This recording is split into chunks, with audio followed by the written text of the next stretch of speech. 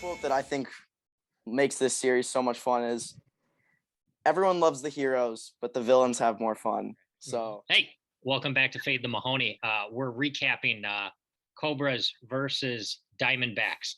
This may be a multi-part episode. Things are up in the air. We're trying to figure some stuff out. But Jimmy Knorp was kind enough to join us for the recap. Jimmy, thanks for coming back again. No problem. You guys know it's always a pleasure. Okay, before we get into the specifics of the game and me as a disgruntled bettor being unhappy with certain things, first and foremost, everybody link below for Slam Type 1 Diabetes. They're the ones who were coordinated with this series. We at Fade the Mahoney, we've made a contribution to their organization, and if you can, you should as well. Do you have anything to say? Anybody disagree with that? Absolutely agree. Those guys, they were nothing but cool with us there. They were awesome. So definitely donate to them if you can. All right. Probably new viewers here. I'm Mike. Over here, this is Trevor. We like to bet on sports. And we like to give people advice on betting on sports, up to and including Major League Wiffle Ball. Again, pretty sure we're the only show in the world that makes lines and bets on every Major League Wiffle Ball series. Just to cover the betting for this past series, Trevor made an awful number on the total. He made it 19.5. So that was a free $100 for me. Defend yourself, Trevor. Yeah, I got 3 kids, a lot of things going on. It's inexcusable, but also I did get to hear your analysis and your breakdown. If I heard your breakdown, because my phone overheated, if I had heard your breakdown, I think I would have made the number about 16.5, and that would have been a much better line. You made it, I think, 19.5, which was free money. I took the under, even though it got a little scary in game 3. It was never really in doubt. To be fair, I also thought what I thought would happen kind of happened. Just that first game was 1-0. I wasn't expecting that first game. I thought there'd be a game like the second game and the third game, but who knows? All right. Well, the other gambling, we split that bet along with the weekly ladder. I had Jimmy Knorp. You had Sawyer BN. BN pitched 87 innings, so I couldn't win. Oh, was I close at least? I felt like I played all right. Oh, you played excellent. Well, let's get into it, Jimmy. Let's get into it. Go ahead. I would love to know the official Diamondback strategy on the series and motivation as far as winning or losing the series. Go. Yeah, so pretty much what you saw was our game plan going in. I was going to throw game 1 at Field of Dreams, 1, because I'm selfish and I love the movie and I want to pitch on that field. And 2, because I want to pitch 1 game just to stay loose for playoffs, stuff like that. Try not to throw too many screwballs because, as you guys know, it's kind of the pitch that's been hurting. So didn't really throw any of those. But game 2, I've been trying to get Casey Bennett a game all year because a lot of people don't know this, but I drafted him not only for his bat, his charisma, but I also think he's a pretty good pitcher. And I think he showed that at Wrigley Field, which also he's a diehard Cubs fan. So I thought it was really cool to give him the start at Mini Wrigley for his first ever MW career start. But his stuff was disgusting. Like the movement was gross. If we can get him throwing more strikes, I really like his chances in the future of being successful in this league. And then game 3, we wanted to get Flood another start this year. I talked to Jonah before the series. He was on board with it. I think Jonah's still kind of going to be our number 2 guy going to the playoffs. He's got the experience and I trust him. So, and Trey, I actually thought pitched pretty good. His stats might not show it, but if I don't drop that pop-up, I don't know if they score 3 runs in that second inning. So that's kind of on me, not him. Yeah, and I didn't want to come in to pitch the third game really at all, but Trey was struggling a little bit, and I felt like we kind of owed it to the Wildcats to at least try to win that series. I mean, they swept the Gators for us, which made us, not have to worry about anything going on this trip. So I wanted to do my best to try to win it a little bit. Although I will say, I still think the Wildcats are the scariest team in the AL. So it's not bad that, they got a tougher road now if we ever have to meet them in the future. Oh, yeah. I mean, there were some people speculating that the whole plan was to make sure the Wildcats had to play an extra series. Would you like to comment on that? No, not quite like that. I mean, hey, if that was the truth, then I wouldn't have came in and pitched game 3 at all. I did give it a shot. And just adding to that, I thought something that was pretty cool is Trey's first start was against the Mallards this year, and he kind of got into some trouble. And I asked him, hey, how do you feel right now? And he said, I'd feel more comfortable if you come in this situation. And I did come in that game. And again, it was a game that we lost. This time around, I said, "Hey Trey, how do you feel right now?" And he was like, "I want the ball." He goes, "I feel it. I'm confident," which is cool. I think it was a cool step for him up in his career, gaining some confidence. Obviously, it didn't go his way. He ended up walking the next guy, maybe the next two guys before I pulled him because I didn't want that loss to go to him. If we lost that game, I wanted it to go to me, so it wouldn't go to him. But I just thought the confidence of him telling me like, "Hey, I want the ball right here." That's something that I think took a lot of guts, especially in that big environment, big stage. This is a video that's going to get a lot of views. So I think it was cool for him to say that and build some confidence for the future. All right. For you, he lost some money on it. But helps with Yeah, you guys. I mean, a whole bunch of things had to happen for you not to beat Sawyer in the matchup. Yeah, he ended up with just over 40 points. You ended up with 34 points. You know, if you start game 3, you guys win. He doesn't get to pitch 30 innings and get all those extra outs, but it's okay. Very true. It was very Very true. entertaining. Go ahead, Trevor. It also could have been a lot worse for you had I taken your action because you wanted to take the Diamondbacks and I didn't want to take the bet because I wasn't very confident in my line. Yeah. I thought I thought the Diamondbacks should have been favored. But again, I kind of thought they were going to go balls to the wall to win the series. But I understand them mixing it up to see what you've got for the postseason. So luckily there was no blood this weekend. We split our bets. So that's okay. Yeah, definitely a tough line for you guys to set, not really knowing what we were doing, who was pitching, that kind of thing. So Right. I've got quite a few questions specific to the series. If you could just help with some logistics. That shot that Shima hit, I think his second hit of the year, that went into the corn. Does the game stop until you guys find the ball? Because you got to keep using the same ball, right? yeah, I'm going to be honest. I think I'm remembering correctly. I don't think we ever did find that ball. We actually switched balls after that. We never found it. We found Jonah's ground rule double. We did find that ball. Shima's home run, I'm pretty sure we did not. And by the way, that was a bomb. Like those fields were a lot farther than the Meadows. Like a lot farther. Like even my double in that game, I kid you not, gone at the Meadows, 100%. Yeah. So Shima's was a bomb. Yeah, he hit that a far way. Okay, so if I can just connect some dots here, if that ball wasn't recovered, does that mean in game 2 you were basically using a brand new ball?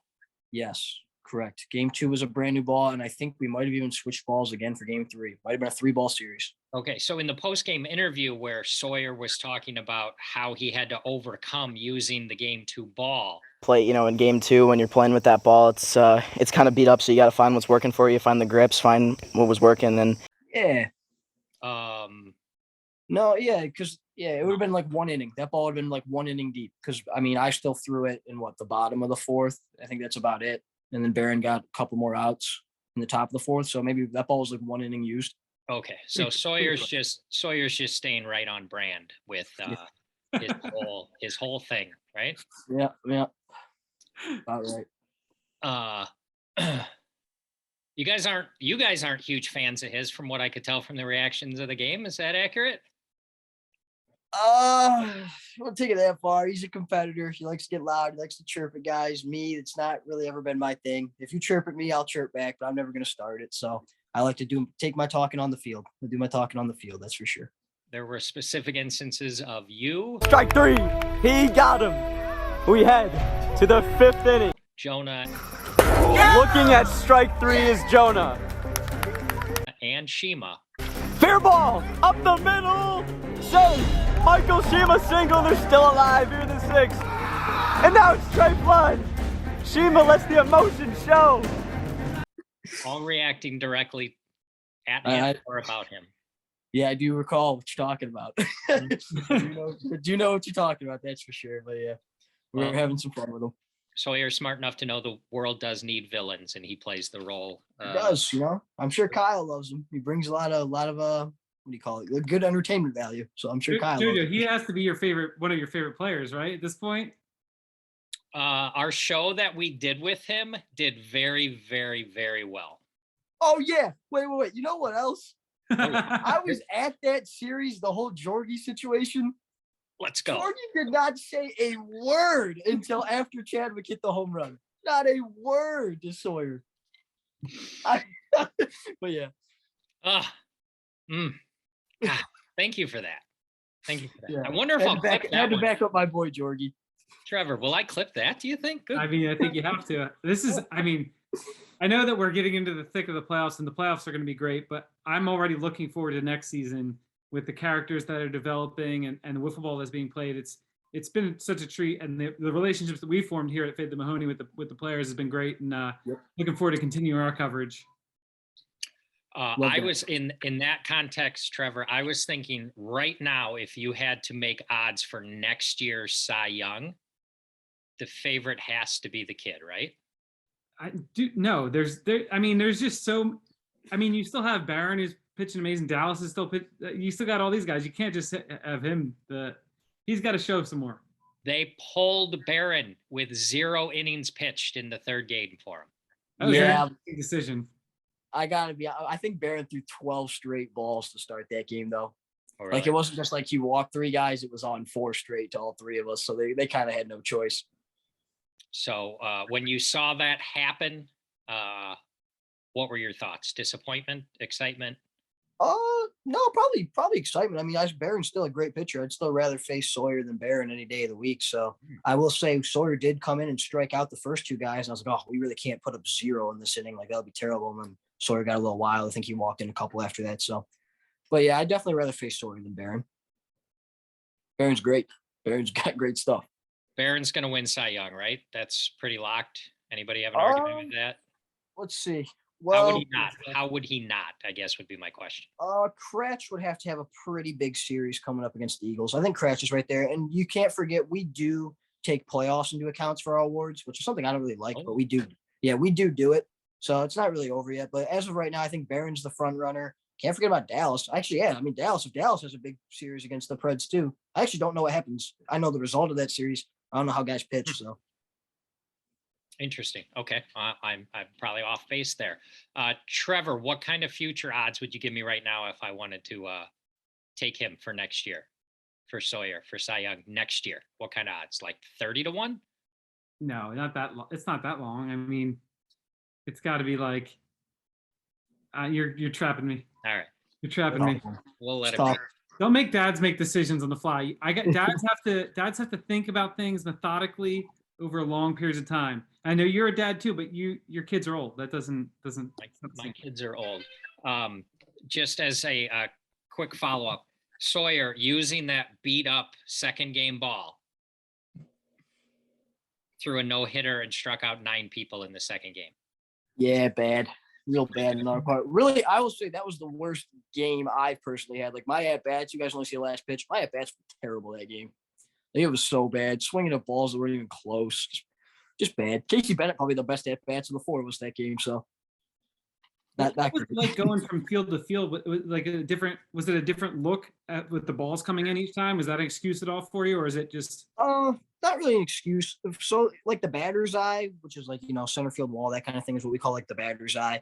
As long as it's not white, like, that's the only thing I'll ever make excuses if it's white because it blends with the ball. So I saw the ball good everywhere. I will say Mini Fenway obviously got dark. We had lights, but it wasn't great. Better than Colts Field when they used to play there, but the lights still weren't great. It was definitely hard to see. But, players to both sides. That's why I think that game went 8 innings. I mean, worked in my benefit too. It's hard to see. Just throw strikes. Hope for the best. I had another question, Sawyer related. Any thoughts on the towel he has in his back pocket while pitching and sometimes goes to it? Any thoughts on that? I don't know. I've never noticed it. What has he got? You got substances on there? What are we doing? Well, I don't know. I'm not there. I'm asking the guy who maybe was at second base once or twice and saw what he was doing. You got nothing. True. I gotta pay better attention, I guess. But no, yeah, I don't know. I don't know why we'd have a towel in football. I guess, I mean, your hands get sweaty. I'll give him that, but I don't know. I've seen Chris with a towel before too, but I'm sure it's fine. He's got nothing on there. I trust the kid. I don't know. That drop ball has a lot of movement on it. A lot of movement. Yeah. I personally, I mean, you've played a lot of games. How many pitchers have you seen with a towel hanging in their back pocket? I think him and Chris got to be 1 and 2. Him and Cheatham. All right. I think Barron actually had one also during that maybe. series. Oh, so mostly Cobras.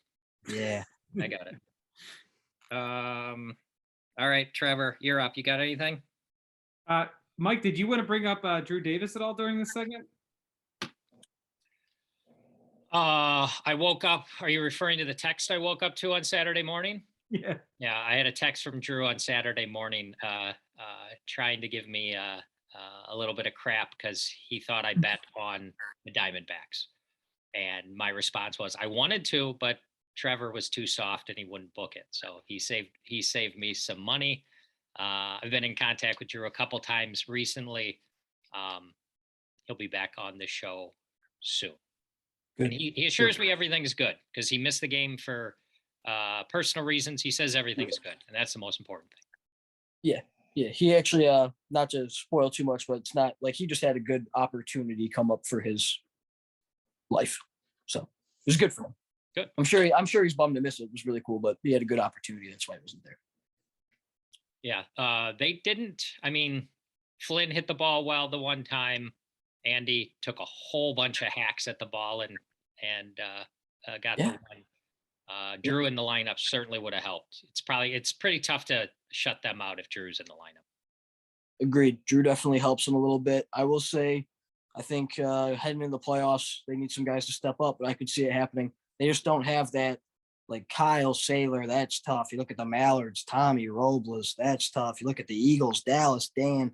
So they need some help. I think if their pitching's been great. I think Barron's, like you guys said, Cy Young candidate for sure. He's thrown a lot of shutouts. That's why they've been winning games. Barron's really kind of carried them. So they need some offense. You forgot the 1-2 punch of Knorp and Shima. Hey, Knorp and Shima. Hey, Shima's getting hot at the right time, Mike. Let's go.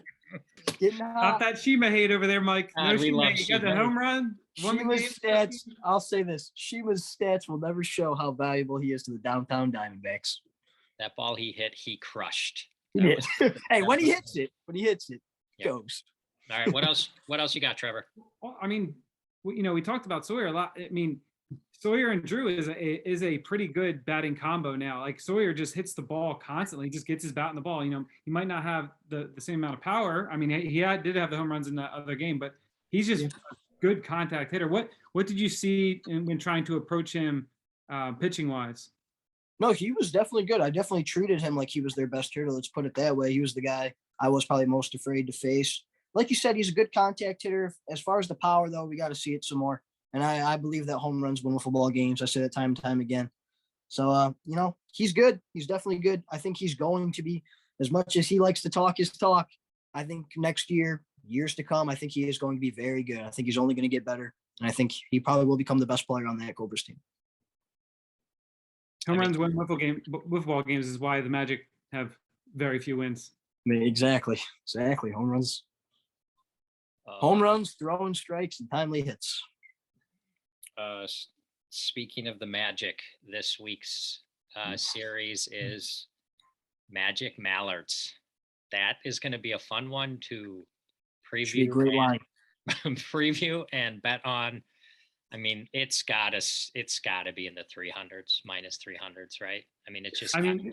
This is a very difficult job as a bookmaker. This time of the season and the MLW season to figure out how to make these lines. Well, you've got a couple of days to crunch the numbers, but you've got a talented team going against the Magic, and the talented team has a whole bunch to play for, and the Magic don't really have any good players. So that's going to be the biggest, I mean, without a doubt, the biggest spread of the year, right? Biggest. It has to be. Yeah.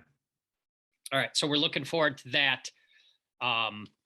I've gone through everything I have on my sheet here. Trevor, you got anything else to ask reigning MVP Jimmy Knorp? Well, are we going to try to have Andy on? Is that what you're hinting at? I'm not sure how we can feasibly do it at this point, but I'm trying. Well, then I just want to let Andy know that he very much disappointed my 8-year-old son, who was looking forward to asking him how he felt to hit the game-winning home run in that last game. Right.